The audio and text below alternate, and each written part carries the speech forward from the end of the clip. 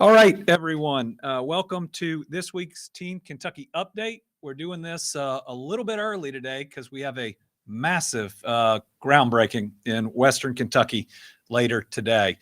We are going to start with more good economic development news, talk about that groundbreaking a little bit, talk about new investments that we announced yesterday in Eastern Kentucky that are going to create jobs and opportunity there. Then we're going to make what I think is a pretty major announcement on both health and a way that we get people into the workforce and more people actively coming into these great jobs we're creating.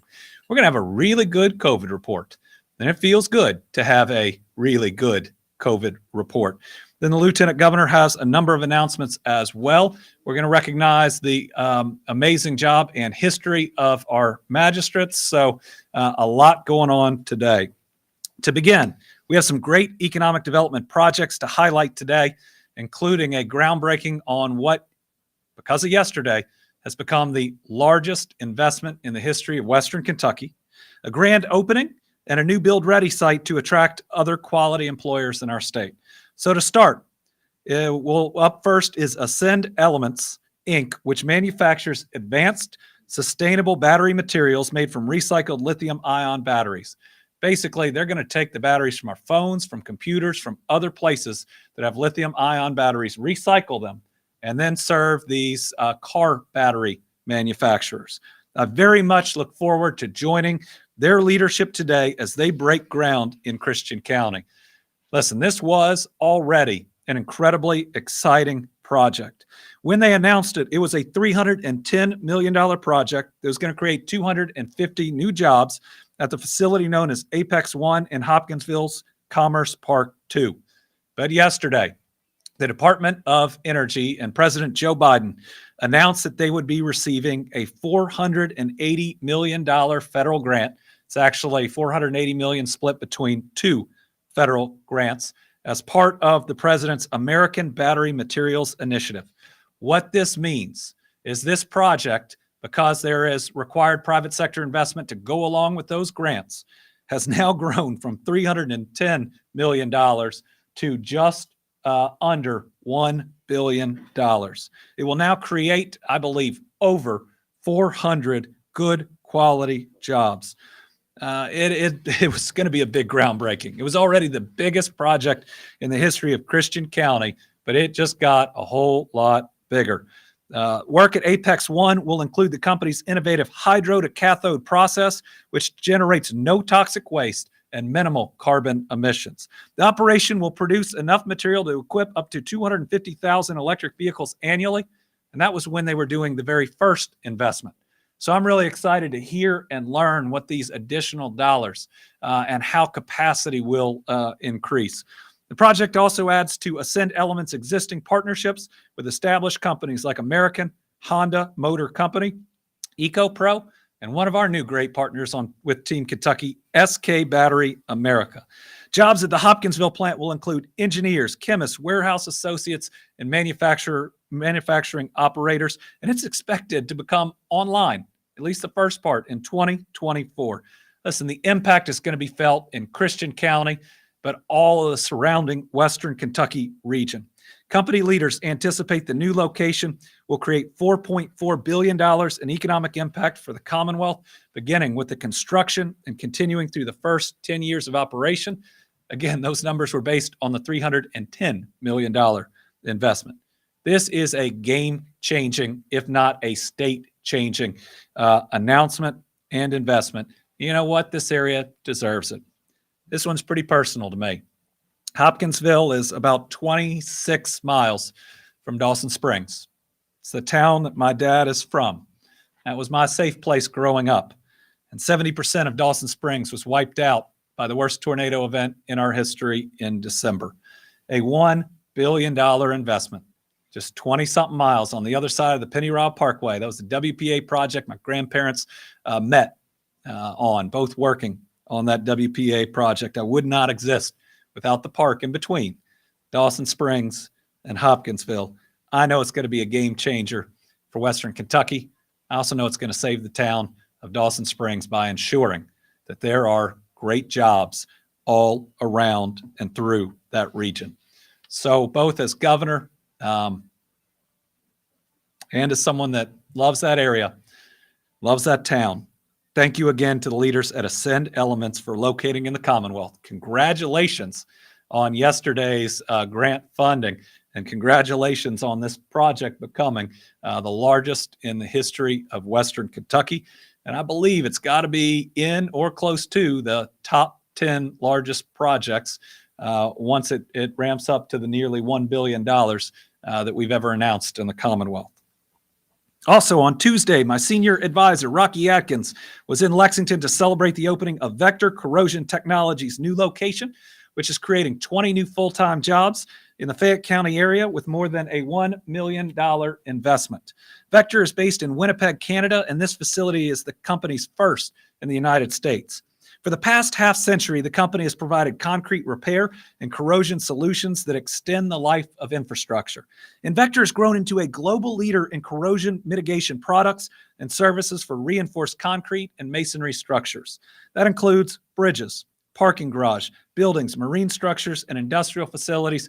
Their work doesn't just elongate the time that those facilities can be in operation. It keeps all of us safe when we're parking in that parking garage or using those facilities. I'd like to officially welcome Vector to the Commonwealth and to Team Kentucky, and I want to thank its leaders for its decisions to invest in us. Finally, I'm excited to announce further commitment to Kentucky's site selection and community readiness initiatives with the addition of a new Build Ready site in Wayne County. The new site is in the Monticello Wayne County Business Park, and it includes a 150,000 square foot building pad on 35 acres developed for industrial use. The site will help attract a quality company to the region. And let me tell you, every time we're putting one of these pads in, the companies are calling the moment that it's announced. With this new location, the Commonwealth now boasts nearly 20 build-ready certified sites. Remember, build-ready, not shovel-ready, build-ready. We have 6 that have already been selected by companies for new location projects. We'll continue to invest in every area of Kentucky. Just think about it. Last week, we announced projects in Fulton County and in Bell County. This is our moment to make sure that these new jobs announcements reach every part of the Commonwealth. And I think all 3 of the announcements today show you how that's happening. I want to thank the Monticello Wayne County Industrial Authority. Listen, this is their plan. We were glad to be a partner with them, and congratulations on their move towards this build-ready site. Speaking of investments, yesterday I had the pleasure and the honor of speaking at the 2022 SOAR Summit. SOAR was created as a bipartisan, or really a nonpartisan initiative between Congressman Hal Rogers and then Governor Steve Beshear. Their goal was to remove politics, which we ought to do from just about everything, but certainly from the planning and the work and the investment that needs to go into Eastern Kentucky. And SOAR has not only persisted, but even improved in the years since. We talked about the great economic investments and jobs we've been seeing, as well as historic investments in infrastructure. There was a lot of good news to be thankful for in Eastern Kentucky, and they deserved it. 3 months ago, we had the worst flooding in the history of Kentucky, and that region was hit hard. But it was exciting and motivating to hear about so many good opportunities that are occurring in the region, that we can not only pick ourselves back up, but we can march forward instead of being pushed backwards. We had just heard about and got to celebrate the $9.9 million in Appalachian Regional Commission Partnership for Opportunity and Workforce and Economic Revitalization. Those are the Power Grant funds. They are supporting 11 projects, creating more than 600 new jobs in the region, and they're going to create over $40 million of new private sector investment in Eastern Kentucky. And then Congressman Rogers and I were able to announce this year's AMLR Program Awards. This is a critical program that Congressman Rogers created, and we're grateful for it. And we work together, but the projects are ultimately selected by the Energy and Environment Cabinet. This year, there were 11 applications accepted, and they are all either going to improve quality of life, create new jobs, or improve public safety. So the 11 were as follows. First, Cold Storage LLC received $6.6 million for the installation of an apple packing and sorting facility in an existing building in Martin County. These are the acres and acres of former coal mines that we're growing apples on in Martin County. It's got an opportunity to ultimately employ hundreds, actually thousands of individuals in that region. And it's an operation where people can start their own apple orchards. And as long as the apples meet the specifications, they'll get paid by this group for it. This project alone, the one that got the grant, is going to create 50 jobs in the Martin County region. And if you fly into the airport right there, you'll see all of those apple orchards and probably a few elk along the way too. Second, the CMH-23 Workforce and Tourism Development Project is receiving $1 million to equip the broadcasting studio at the Mountain Art Studio in Floyd County. Project will provide vocational training while promoting local talent. It's projected that 55 jobs will be created, and that is an amazing facility. The Mountain Arts Center has been so critical. It's a place where we celebrate together. In the case of 3 law enforcement officers we lost, a place where we can grieve together. That's large enough for people to come together and to stand together for those in need or to celebrate others' accomplishments. Third is the Elliott County Fiscal Court receiving $4.6 million to construct an emergency services center. This is 911, making sure that you can get the help you need as quickly as you can. It's going to help 7,500 people get that help faster. Magoffin County Fiscal Court was selected to receive $1 million to construct a build-ready certified site for a 50,000 square foot facility in Magoffin County. Once complete, we think it'll employ 50 people. Impact Outdoor Adventures RV Campground was selected to receive $900,000 to construct a multi-purpose building, yurts, and a treetop adventure course in Clay County. I didn't know that I would ever say the word yurts in a Team Kentucky update, but it is thrilling to see how adventure tourism is coming along. Clay County is doing a great job with it. COVID reminded us how incredible the outdoors are and is. And we want to make sure that we continue to bring people from all over for outdoor tourism and adventure tourism right here to Kentucky. This already successful campground will serve 25,000 people and upon completion, employ 6 additional people. Next, Southeast Transportation Training Centers receiving $1.2 million. Think about how important this is to develop a CDL and diesel mechanics training facility in Knox County. We need more drivers. We need more folks to go through the CDL program. We are the best logistics state in the entire country. One of the reasons that people invest in us, we need enough drivers right here in Kentucky to continue to serve that industry. Upon completion, it's projected that over a 3-year period, more than 300 people will be trained in either CDL or diesel mechanics. Everybody who gets that CDL license is employed if they want to be. So this can truly be a game changer for that county and whole region. Stearns RV Park and Campground is receiving $1.6 million to construct an RV park and campground in McCreary County. With over 600,000 tourists a year visiting the Big South Fork National River and Recreation Area, this campground is estimated to serve 47,000 people, create 5 new jobs. 8, the Floyd County Fiscal Court and City of Prestonsburg. This one's pretty special to me. We're awarded $3 million to purchase 58 acres to develop what used to be the Thunder Ridge racetrack into the Thunder Ridge Industrial Park. And they already have an employer ready to move in.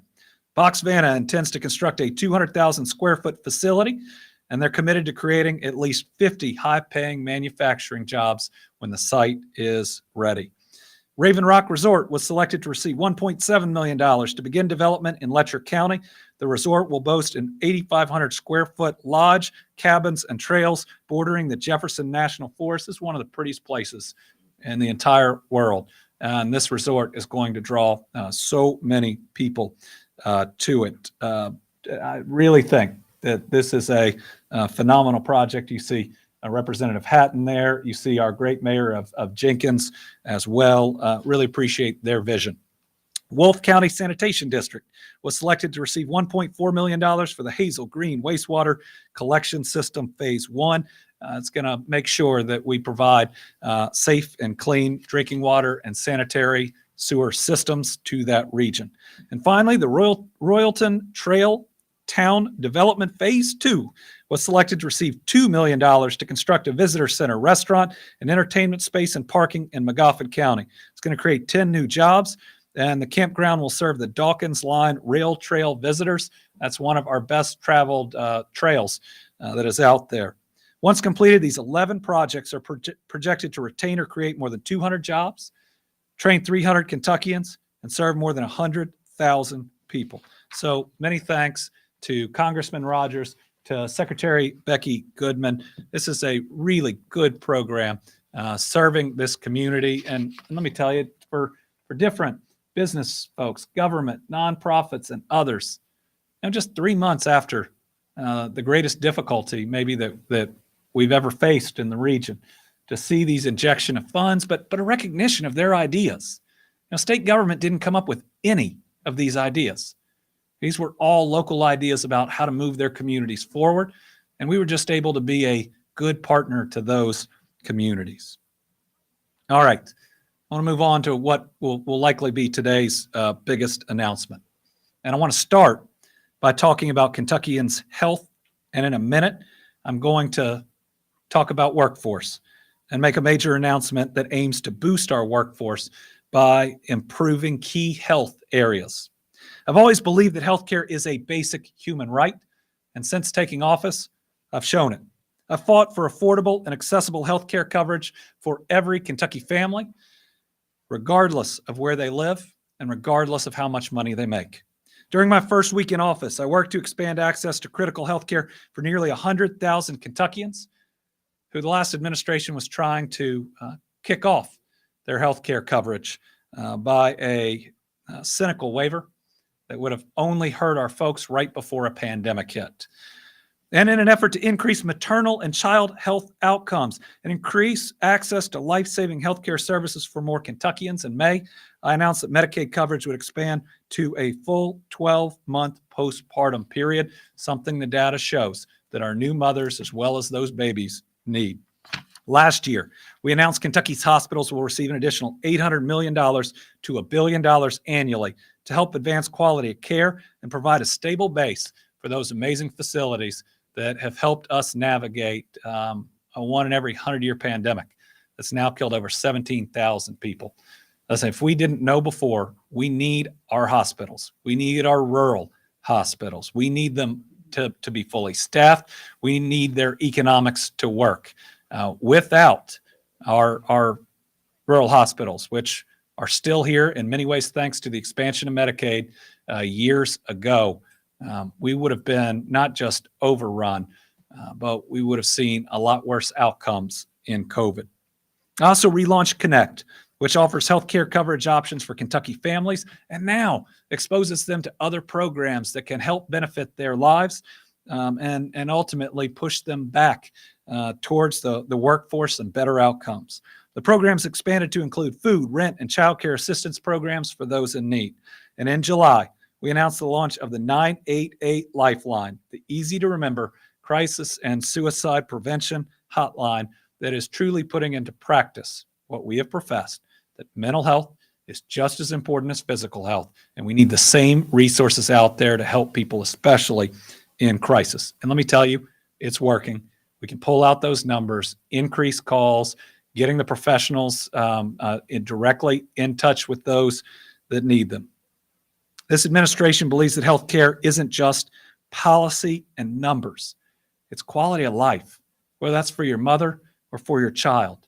Do they live in pain? Are they able to get the services that they need? Is some healthcare condition holding them back from living the life that you want to see them live? This is deeply personal to every single Kentuckian, both for their health and for the health of those they love. So I think about what it means to sign some of the legislation that I've had the honor of signing. Legislation that caps the cost of insulin so that Kentuckians don't have to ration it, and we don't have to see some people struggling that otherwise would have the medicine that they need. Expanding telehealth to help get through some of the impediments and views of mental health. You can now reach out to somebody from your own home increased mental health support for our first responders, the amount of PTSD and trauma from what they see and go through, and more mental health services and recognitions for what our students go through, especially in the age of social media.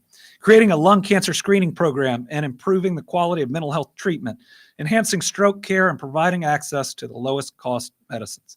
And we've seen some significant expansions of healthcare, whether that was the new autism center that we got to open with Pikeville Medical Center yesterday in Prestonsburg, or the fact that Norton is building the first hospital in the west end of Louisville in 150 years. We are seeing some good steps. New facilities are being built in Bullitt County and in parts of Lexington. But health is more than doing just the right thing and the moral thing. It's also the smart thing. And one of the things that we are required to do to build our workforce. Today's announcement comes at a time when our state has set and continues to post the lowest unemployment numbers in our history. We have been below 3.9% unemployment since April, and we've led the nation in job growth in August. So with such low unemployment, our focus can't be just those people on unemployment. There are too few, the lowest number since the year 2000. Unemployment benefits are not the barrier about getting people back to work. So I want to talk today generally about what I see some of those barriers are, and then I want to focus in on the health one. So let's go to the first one.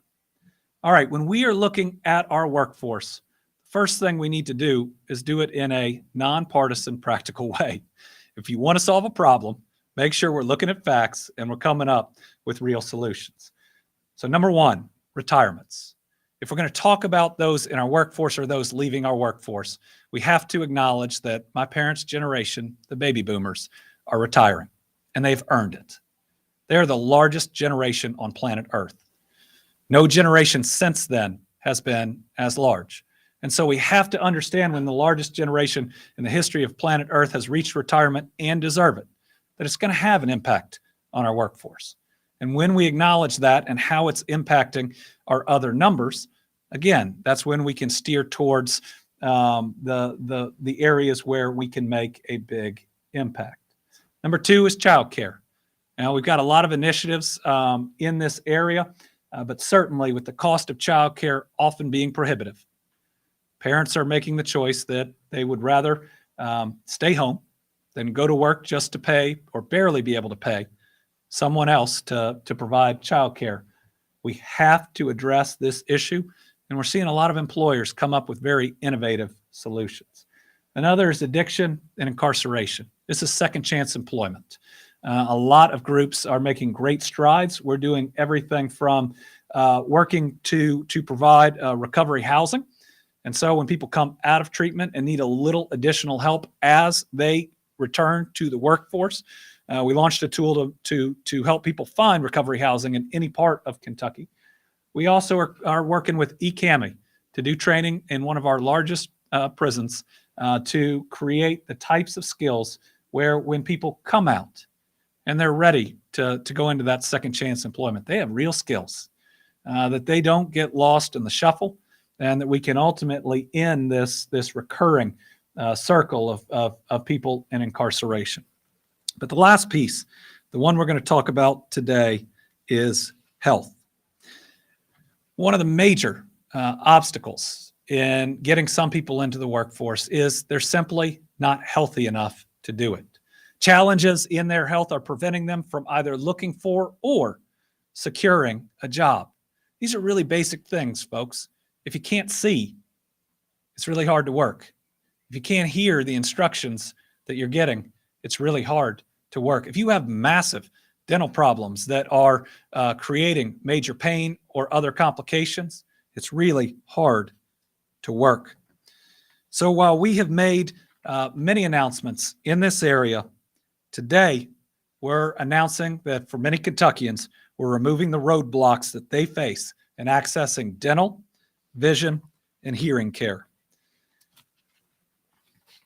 This applies to the nearly 900,000 adults that are enrolled in the state Medicaid program. These are individuals who make less than $18,700 per year. if they're an individual, or less than $38,000 for a family of four. There are individuals that without Medicaid couldn't afford health care and certainly can't afford these other services. Again, what this will allow us to do, beginning January 1 of next year, is expand to the adult population services under Medicaid that we already provide to our children. And the goal here is to get folks to work, to ultimately get them off Medicaid. But again, if you can't see and you don't have the access to resources to get the vision care you need, it doesn't happen. It's an impediment we have to push through. Let's go to the next one.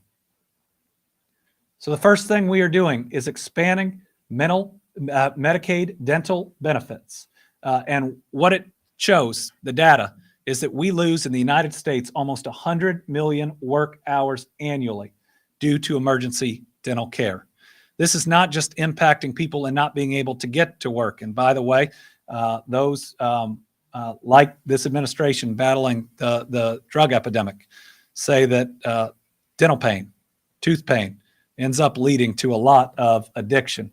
But it is preventing people not only from getting into the workforce, but it is making them miss work without the coverage that's there and necessary. Let's go to the next one. Hearing aids and care. Listen, hearing aids have been shown to reduce dementia, depression, anxiety, and other conditions that may result in someone going on disability. If we can prevent that from happening, they are able-bodied, able to get to work and talk to any employer. Now, they need folks, especially on a job site, to be able to not only hear instructions, but to process it and ultimately to be the most productive. Hearing loss is the third most common chronic physical condition amongst U.S. adults, and its impact is undeniable. And folks, come on, everybody deserves to be able to see and to hear. Let's go to the last one. This is one of the ones where I think the data is incredibly compelling. Medicaid coverage of adult vision services has been shown to increase the likelihood of working full time. Medicaid vision coverage impacts the lives by removing costs as a barrier to eyewear. What we're doing today is both the right thing for our people. Everybody deserves to be able to see and to hear and to be without that massive and often chronic pain that comes with dental services. But it is also a barrier that we must address if we want Medicaid to be temporary, if we want to get people, back to work in these good paying jobs. And as we have announced more jobs and new jobs than ever before, it's these types of practical steps that ensure our folks are healthy enough to fill these jobs that we have to take. So today you're going to hear from a number of people who can attest to not only the importance of this expansion for people's health, but also the positive impact it can make on our workforce. So first, I'd like to invite Ben Chandler, President and CEO at the Foundation for a Healthy Kentucky, also former Congressman and Attorney General here in the Commonwealth of Kentucky, to join me to say a few words about the initiative.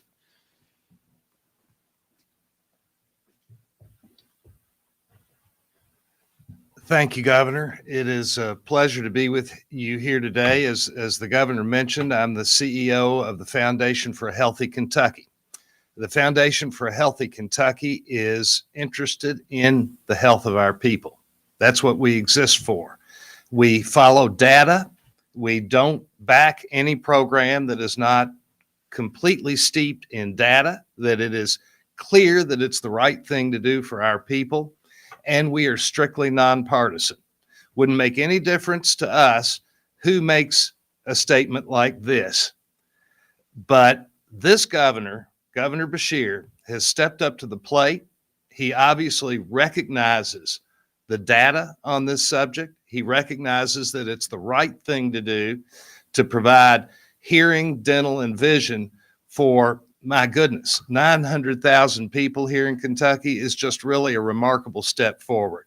He outlined a number of reasons why this is important. But one of the things that I want to highlight is something that we refer to as the social drivers of health. Healthcare is very important, but health is more important. As I tell people, I've never met anybody who wants health care if they can have health.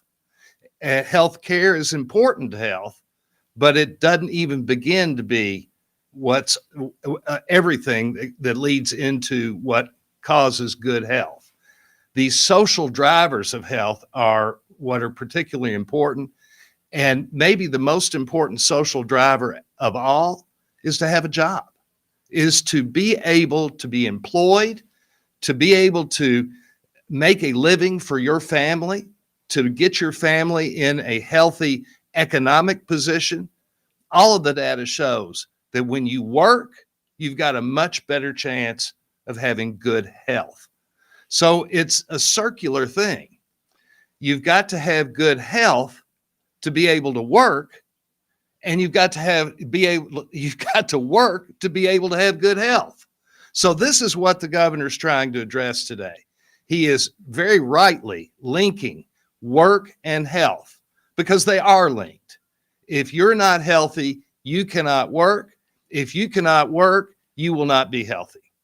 And what this is going to do is have such a positive impact on not only our workforce, and it is going to have a positive impact on our workforce, but it is going to have such a positive impact on the health and welfare of our people here in this Commonwealth.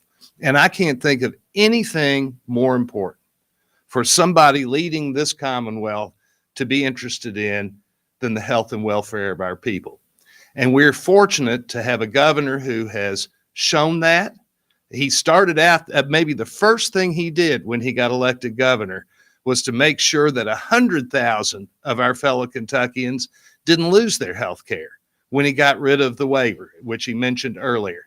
And we have seen him time and time again, very genuinely stand up here and go all across the state dealing with one disaster after another. I've never seen anybody be handed such a number of disasters that Governor Beshear has had to deal with, and he's dealt with them with great aplomb. Just done a wonderful job, always focusing on the health and welfare of our people. And to see what's happening with our workforce, to see that we are having jobs created today. He just mentioned more jobs than we have seen ever in the history of this state. Ladies and gentlemen, that's going to lead to better health for our people. It just is. That's what the social drivers of health are all about. Again, if you have a job, you have a chance to be healthier. And if you're healthier, you have a chance to have a job. Giving vision, hearing, and dental care to 900,000 Kentuckians will accomplish just that. Thank you, Governor. Thank you. In terms of costs, the vast majority of this program will be paid by the federal government. The rest of it can be absorbed in our Medicaid budget, which is healthy. It will have no significant impact on Kentucky's budget. It will require no changes to our budget in this next session. In other words, it is easily affordable, which means we absolutely should do it. Next, we're going to hear from Dr. Mary Beth Emick Morris, President of the Kentucky Optometric Association. Hello, I'm Mary Beth Emick Morris, President of the Kentucky Optometric Association. I practice in Brandenburg, Kentucky, and serve as the primary eye healthcare provider in my community. All too often, I hear of people who don't go to the eye doctor because they can't pay for their treatment, or they don't have the ability to pay for the glasses or contact lenses that they need to see as well as they can. As a doctor of optometry, I know firsthand the important role that proper vision care has on a person's overall health. We often detect diabetes and other chronic conditions much quicker and easier through an eye exam than other physical exams. Early detection and treatment are essential in managing these conditions, and everyone needs to be aware of how important a routine eye exam is for their overall health. Just as important, the ability to properly see is also necessary to be a contributing member of society. Without the proper glasses or contact lenses, a person can't even drive to work, not to mention perform the work that's required. There are several charities that assist in covering the cost of glasses and contact lenses, with which Kentucky optometrists have always been proud to partner and administer. But having these benefits readily available and covered within the Medicaid program will encourage more citizens to get the care they need, and they will have much quicker access to prescription glasses and contact lenses. I am grateful that the administration has acknowledged the value of improved eye health, and our profession looks forward to partnering with the department and continuing to improve the lives of the Medicaid population. All right. And finally, we're going to hear from our very own Virginia Moore, Executive Director of the Kentucky Commission for the Deaf and Hard of Hearing. Hello, I'm Virginia Moore, the Executive Director of the Kentucky Commission on the Deaf and Hard of Hearing, also one of the governor's interpreters. As you all may remember, about a year and a half ago, I had myself a health scare, uterine cancer. Without access to health care, it would have been a lot worse. I was able to take care of myself. I had insurance to take care of me, and I was able to get through it. Good health care and the ability to have access to good health care is so important. As the Executive Director of the Kentucky Commission on the Deaf and Hard of Hearing, hearing health is equally as important. Did you know that over 700,000 deaf and hard of hearing people live in the state of Kentucky? And with unaddressed hearing loss, that means knowing that you have a hearing loss, getting hearing aids, or addressing it, can lead you to early onset of dementia. Mental health issues. A lot of issues can come up if you don't have good hearing or good health care with your hearing aids. The same with vision. My mother was deaf, but she started to lose her vision as well. We had insurance. We took care of it. We made sure she had as much good vision till the day she passed. It is so important to take care of yourself. It is very important to have good health care and have access to good health care. I applaud what the governor's trying to do to provide good access to health care, and I hope for you all to have good health.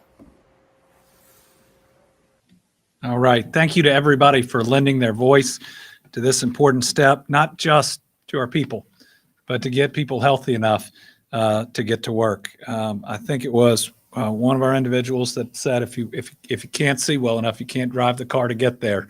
I mean, I think that's about as straightforward as it gets. All right, I'm going to give a quick update on the response and recovery to the Eastern Kentucky flooding. We still are reporting 43 fatalities in 6 counties, and there's still one missing individual, Vanessa Baker. If you have information, please contact Post 13 in Hazard. It would be, we would like to get that family some finality. I know it's got to be incredibly difficult. Kentuckians have a little over 1 week left to apply for FEMA assistance before the October 28th deadline. Everybody needs to apply that would qualify before the October 28th deadline. Remember, those are individuals in Breathitt, Clay, Floyd, Knott, Lee, Leslie, Letcher, Magoffin, Martin, Owsley, Perry, Pike, and Whitley counties. Kentuckians can apply for federal assistance in many ways. Remember, you can call the FEMA helpline, visit a disaster recovery center, apply online, or use the FEMA mobile app. As of today, FEMA's received 15,685 valid applications. Thus far, 52%, 8,157 have been approved. That is not enough, but I believe we're going to see it's the highest percentage of approvals that we have seen after a major natural disaster out of FEMA. We will continue to push. At this point, FEMA's paid out $79.1 million. The National Flood Insurance Program has paid out an additional $22.4 million, and the U.S. Small Business Association has paid out $53.7 million. The filing deadline to return applications to the USBA, the Small Business Association, is October 28th.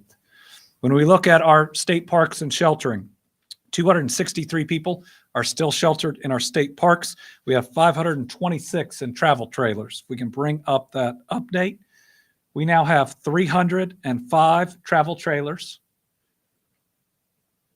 in 10 separate locations. You can see how much this is built out. This is 3 months after the flooding, 9 months after the tornadoes. We had 80 travel trailers. This is based on what we've learned, having them ready, the agreement where Louisiana is providing them free of charge to us.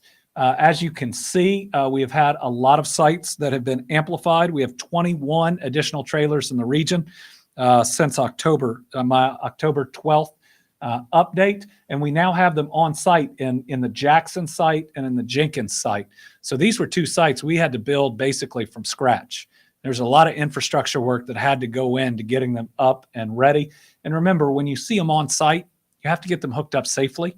They have to get connected safely. And it does take some time from when they're there to when we can put somebody safely in them after what these families have been through. We've got to make sure that the travel trailer we're putting them in is 100% safe. As you can see, the numbers go up and down a little bit in occupancy. The best number on here is the households transitioned out. That means 34 households have found more secure long-term housing. We saw in the West that this is one of the most important numbers that are out there. Right now, our limitations are on numbers of sites that we have where we can get these trailers hooked up, but we continue to work on it. We also continue in our attempts to secure land, and with FEMA and other nonprofits' help, to ultimately rebuild permanent housing in safe locations. We're making some strides, some really good strides, and we hope to have an update in the coming weeks. This is one of those things like the debris removal, where the first couple steps take the longest, and then you will see a major push in terms of getting utilities to these areas, and then the ultimate constructions of homes, maybe schools, maybe senior centers and senior living facilities, maybe medical clinics. The concept that we can not only provide people new permanent housing, but maybe address some challenges that have been seen in the region and ensure that services are right there in those neighborhoods. Kentucky Transportation Cabinet has been working to clear debris. Total debris removal through Tuesday, 24,768 loads. That is 363,384 tons. These crews have done amazing work. They have now cleaned flooded debris out of 225 miles of creeks and of streams. There is some good news as the right-of-way debris collection is winding down. So we have some news for residents that we need to make sure gets to them. We're asking residents who still have flood debris that's eligible for pickup to move it to the state or county right-of-way where they live, or drop it off at a designated community drop-off site by November 1st. So there's a couple weeks that are left, but people need to get the eligible debris that can be removed to the right-of-way or to one of the community drop-off locations by November 1st. The crews who've been collecting and disposing of debris will be doing a final round of pickups beginning on November 1st. Likewise, the drop-off sites will be closing down, and we want to capture as much of the eligible debris as possible. This applies to residents of 7 counties. It's Breathitt, Clay, Floyd, Knott, Letcher, Perry, and Pike. The phasing out applies to roadside debris collection only. The removal from waterways and streams is going to continue. Now, as we approach November 1st, please remember there are strict federal eligibility guidelines for what the state can pick up, and we have to follow those guidelines. So here are things that if you're looking for that final push to get it to the right-of-way that are not eligible, that you cannot put out there for this pickup. Anything that's bagged, anything that is common household trash and recyclables, those are other services. Demolition material, like houses, sheds, and garages. Demolition is any structure that has one or more walls standing and not in the immediate danger of collapsing. Debris from businesses and commercial properties, and private property debris, which would require crews to go onto the property to collect. That's why it's important to push it to the right-of-way. While the collection of demolition materials, commercial property debris, and private property debris is not eligible for right-of-way collection, there are cases where it can be collected by FEMA with approval. Residents with debris falling in one of those categories are encouraged to contact their county fiscal court to seek assistance. All this is on our website, but November 1st, that's a big day. Again, we want everybody to get everything that's eligible out to the right-of-way or dropped off at a community center. And I want everybody to know about that deadline, but it's also pretty incredible that we're starting to see debris removal winding down, again, just 3 months after something so destructive. It's driving some of the same routes that were just covered that are suddenly clean.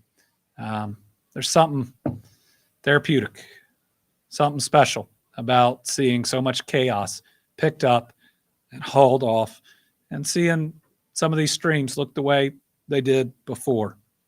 Team Eastern Kentucky Flood Relief Fund, now over $10.5 million, 37,000 donations. We've dispersed already over 40% of it.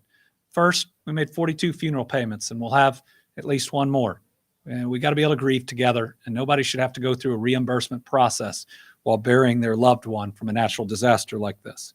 We've also sent out another 717 $500 checks. Remember, anybody who's gone through the process and qualified for $1 of FEMA aid in their individual assistance program is getting a $500 check from this fund.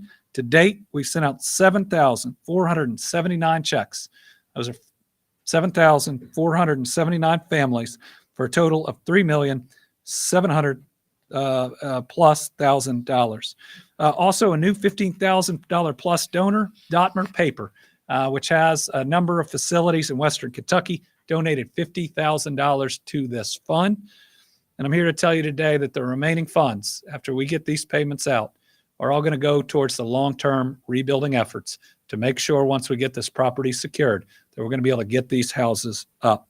And I want to thank the University of Kentucky men's basketball team and Coach Calipari, which are hosting the annual Blue-White game in Pikeville at Kentucky's Appalachian Wireless Arena this Saturday, October the 22nd. As a part of this, people can sponsor flood victims to go to the game, just to have a night where they can enjoy after everything they've been through. Even better, the amount of money to sponsor them, which is $100, isn't going to the university, it's going to the Flood Relief Fund. So you've got a chance with the same $100 to help contribute to the rebuilding of Eastern Kentucky, and at the same time directly helping one individual to enjoy this night. So what you can do is you can go onto our website. Actually, you can go on any ky.gov website, click on contributing to the Team Eastern Kentucky Flood Relief Fund, and there is a button on there about making a $100 donation to sponsor an individual to go to the Blue-White game. This hadn't been outside of Lexington in a long time. Hadn't been in Eastern Kentucky for a long, long time. This is a big step that shows that this team and its coaching staff really care. All right, I'm going to do an incredibly quick COVID update because it is that good of news. Can we put up that map? Look at all that green. It has been a long time since we've seen a map like this. I can actually show it to you. We are at the moment, though, we're worried about the holidays coming up. At one of the better times during this pandemic, when you look at this map, we were almost all red, months ago? And we have one red county at the moment. We have counties that haven't been green in half a year that are green right now. When you look at the new cases and the chart, our bar chart, this is how long we've been in this, right? You see the different waves that have come, and we went through a mini one now. This last wave, and how it's so much smaller than any one we've seen before, is a direct result of vaccinations. People, get out there and get your booster, especially before Thanksgiving. You're going to get together. We never want the holidays to make people sick. The new Omicron booster not only works against what we're seeing right now, but the concerns about the new Omicron variant that's out there that's hitting other countries. But this is the 7th straight week of decreased cases or plateauing. We're getting close again to some of the lowest numbers, though. There's not as much reporting of cases as there used to be. So at this period that we're in, I think you should reasonably expect all the numbers to be higher, but we certainly have more ways to treat it than we have ever had. Now, one thing to watch is the positivity rate has ticked up each of the past 2 weeks. I don't think we should be alarmed, but we should be cognizant that it's still out there, and we ought to watch this pretty closely. But other great news, look at our inpatient census. These are people in the hospital because of COVID. Going back down, getting to one of the lowest levels that it's been during the course of this pandemic. That's both because of where we are right now with COVID, but it's also that we have better treatments than ever. Treatments that if you get on them early, you can not end up in the hospital. And the fact that if you have been both vaccinated and boosted, and especially got the new Omicron booster, your odds of going to the hospital are incredibly, incredibly low. The Kentuckians in the intensive care unit also at almost an all-time low. Great to see again. This is the benefit of all the strides that have been made during COVID. And finally, Kentuckians on a ventilator, also very low. The way that Omicron hits your respiratory system, makes this not as directly applicable as it was in the past. All right, the last piece for me, and then we'll invite the Lieutenant Governor up, is a big congratulations to the Kentucky Magistrates and Commissioners Association, which is celebrating its 70th anniversary. This organization was formed in 1952, 25 years before I was formed, to serve serve as the unified voice for all of Kentucky's fiscal courts. KCMA provides quality solutions, education, and programming for local officials while advocating for effective legislation. As governor, I've seen the incredible work, the strength and determination of our magistrates and commissioners.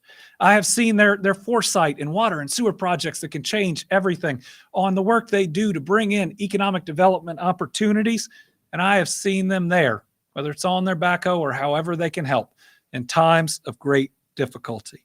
And I'm going to tell you, while sometimes things can get goofy here in Frankfort, one of my favorite parts of this job is working with our local officials. Because each and every time, if it's good for Kentuckians, they and we are unified. And I've never seen more programs than right now, from the water sewer programs, the PDI, the Product Development Initiative programs, where we finally aren't telling communities what they ought to be doing. We're empowering them, knowing that our magistrates, commissioners, and others have the ideas that will work. They just need good partners. So I'm grateful for the KCMA members who are here with us today, including board members David Livingston, Roger Deckard, Michael Logston, Steve Givens, Gary Morgan, and Mark Bates, and KCMA staff leadership, including J.C. Young and Lauren Germond. So let's get to it. I want to invite all these great leaders up, and we are going to sign a proclamation recognizing the 70th anniversary of the Kentucky Magistrates and Commissioners Association. Come on in, fellas. You're welcome. This will help me because my foot is falling asleep. Come on in. Welcome.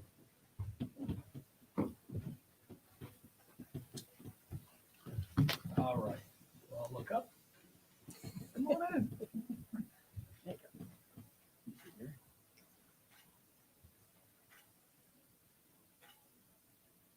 All right, and here we go.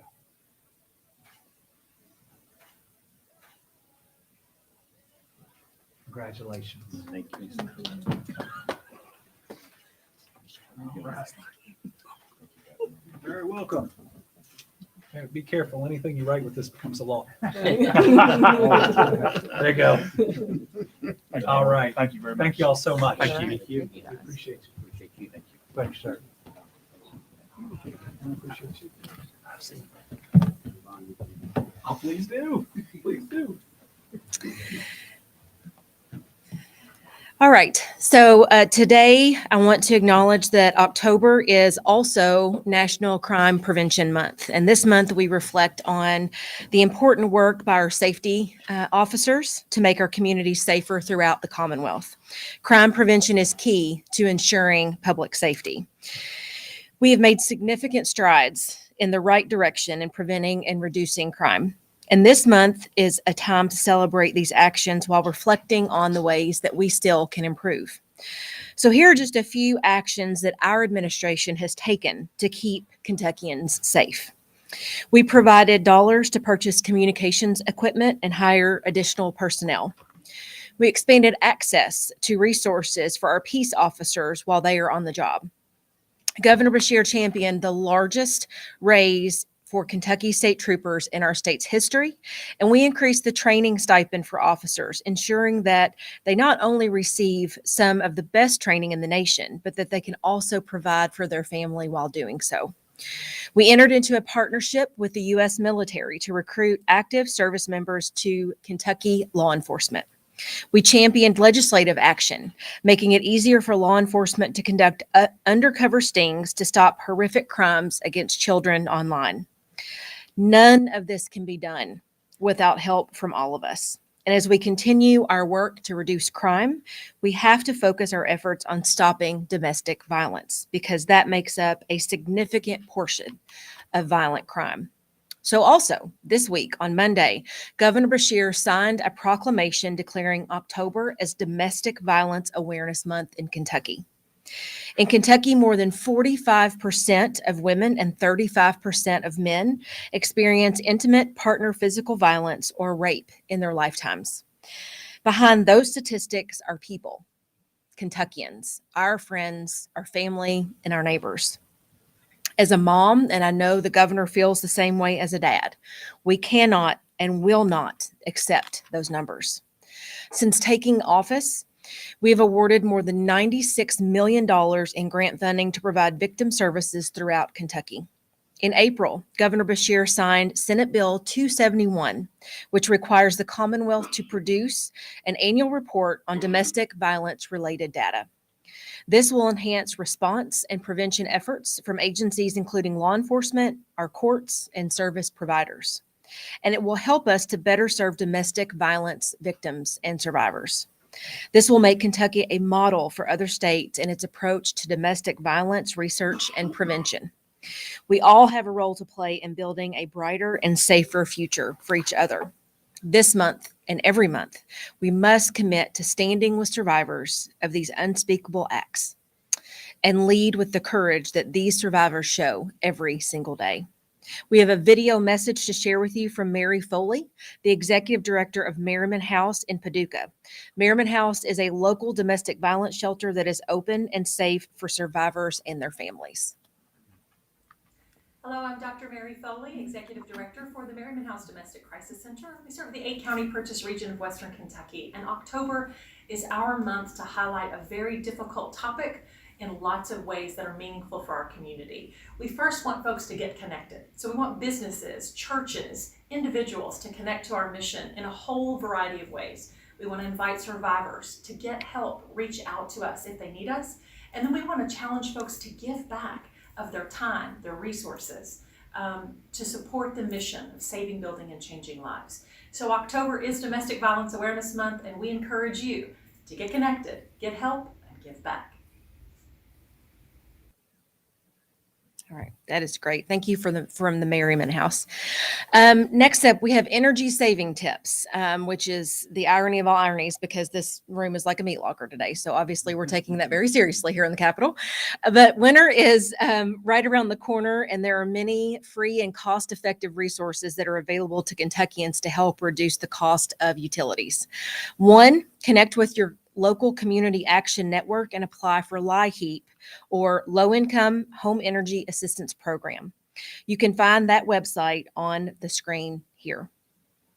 Many utility providers also have resources available upon request. So contact your local utility provider to see if they are offering financial assistance on your bill.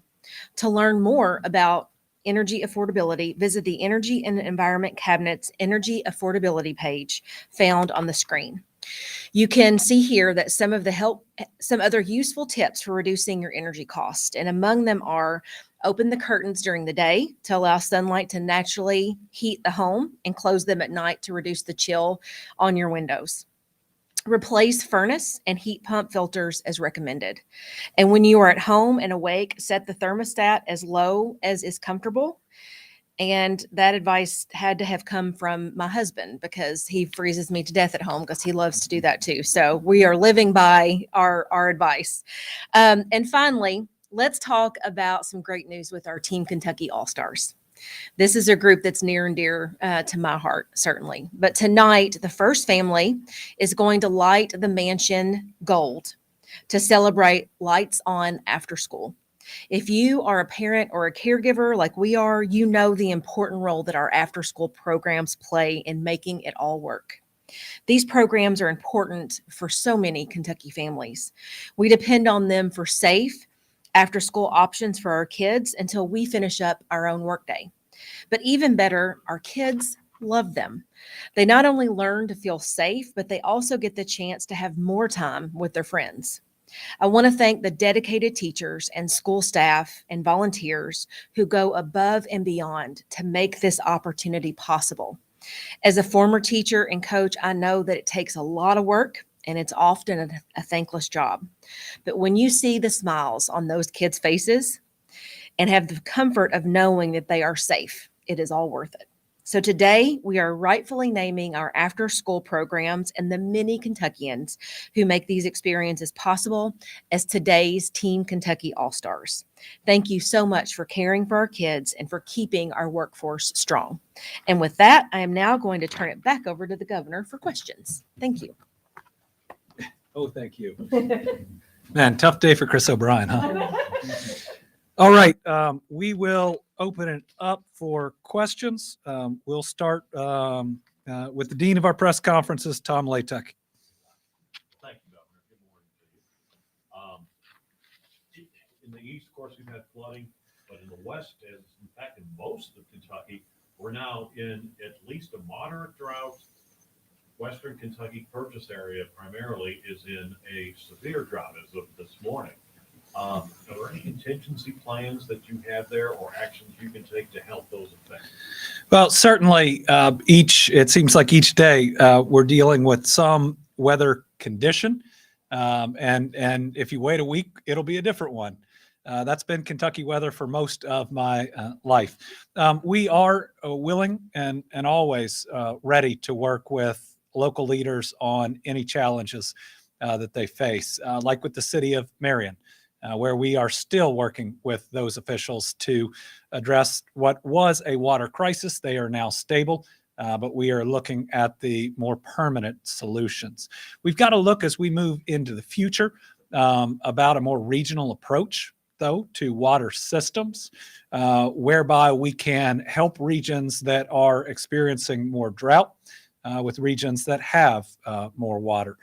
Certainly, you look at what's going on in the United States, and Kentucky is right now blessed overall with more water, actually probably too much in many places. But how we can take the water that we receive and make sure that we can deploy that all over the Commonwealth, how we can work towards an interconnected system is important. And when we have the Ohio River going down our entire northern border, you have a water supply that is just huge.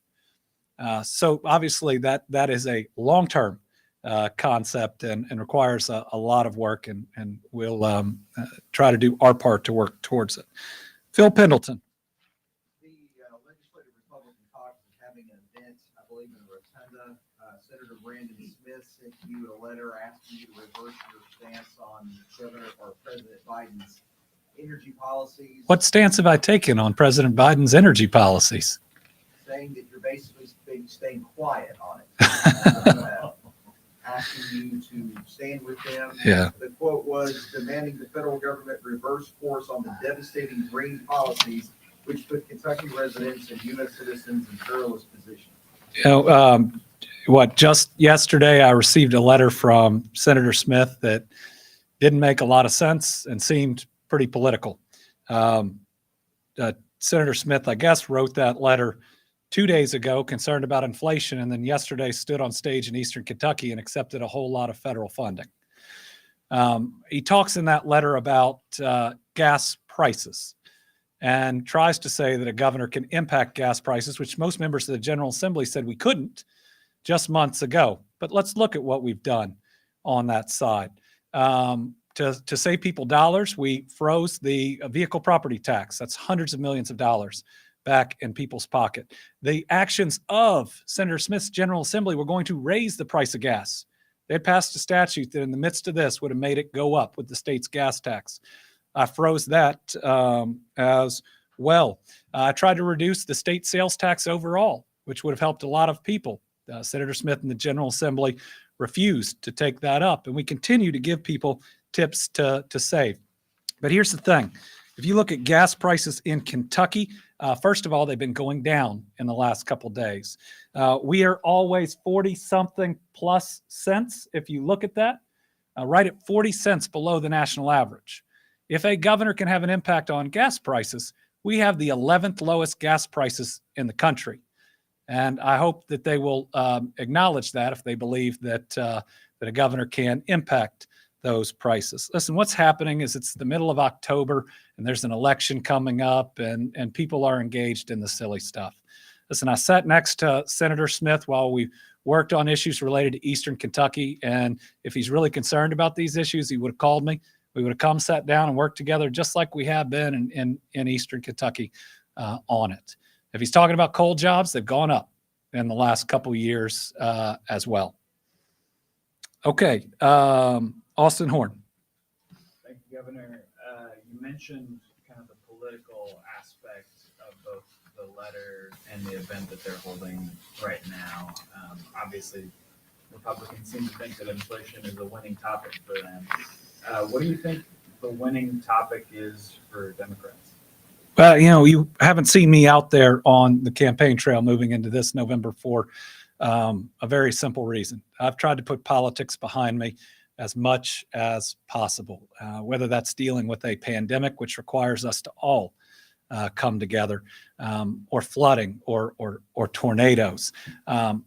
It's also a part of my focus on economic development, which a good job isn't red or blue. It's just really good for our families. That and that the rhetoric has just gotten crazy, right? That person that people are attacking is a person, is a human being.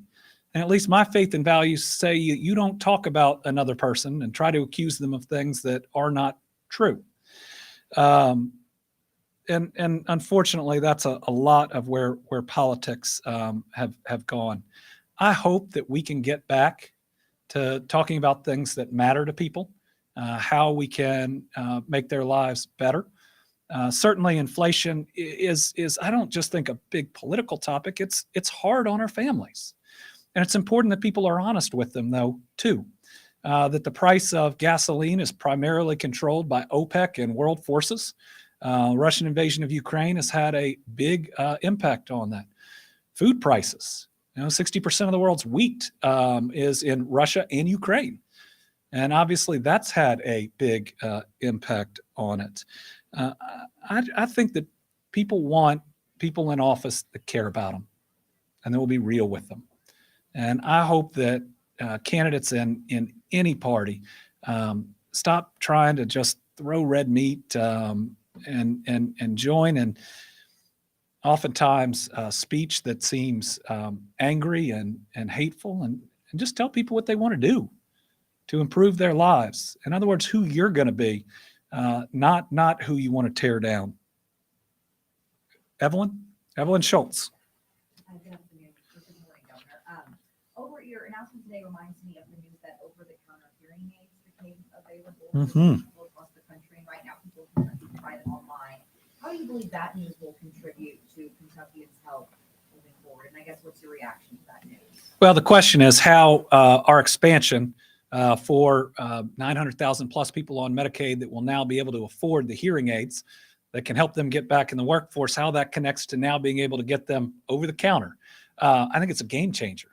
We have, you heard Virginia Moore, we have so many people in this state and in this country that suffer from hearing loss. We've got a chance to fully address that with true access to those that can afford it. And with today's step, access to those that can't. And just think, if we can fully address, or at least provide the opportunity for people to address their hearing loss, first, that's a better quality of life. You know, think about sitting at the dinner table or the holiday table, and everybody can hear and be a part. What that means to your family and what that means to the individual that's been struggling, but also certainly as a workforce initiative, absolutely critical. And it's going to help on both sides. It's going to ensure that everybody can hear what they need to hear and to fully function. All right, we have two journalists virtually. Mark Payne. Oh, did I miss you, Phil? Thanks, Governor. Yesterday, during a budget review subcommittee meeting, Senator John Schickel said he wants to use the death penalty again in Kentucky, which is legal, though an execution hasn't occurred since 2008 and a moratorium was enacted in 2010.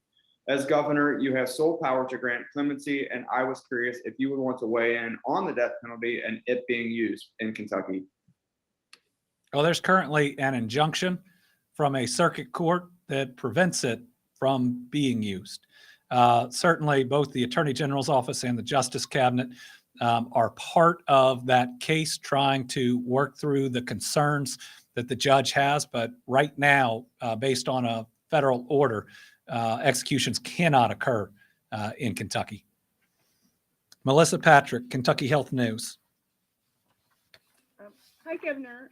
So while it's just really great news to add those benefits to Medicaid, over the years, the constant concern is that there are Medicaid patients who already have some dental insurance that they can't find providers who will take them because largely the complaint is that from the providers is the rates are so low that they just can only take so many Medicaid patients. So I can't fathom that this won't be the same occurrence with vision and hearing physicians. So what are next steps? Like what can Kentucky do to increase access to these patients? Well, we're going to have to make sure that there is access, and access all across Kentucky. When you think of healthcare, it has to be affordable, and that's a major step we've taken. It has to be accessible, and I believe it has to be effective. And what we've done today is to make those services that are provided to people that much more effective.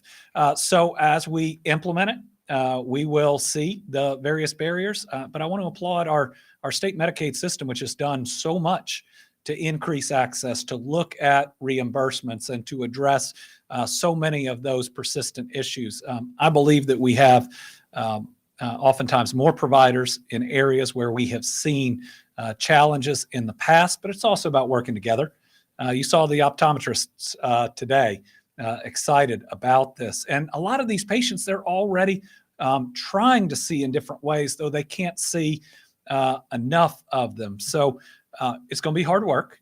We're going to see what those barriers are, but it's about commitment and being intentional to make sure we get health care to those folks. All right, I got a groundbreaking here in a little bit. We got to travel to. Largest investment now in the history of Western Kentucky. Going to be pretty exciting. Thank you all.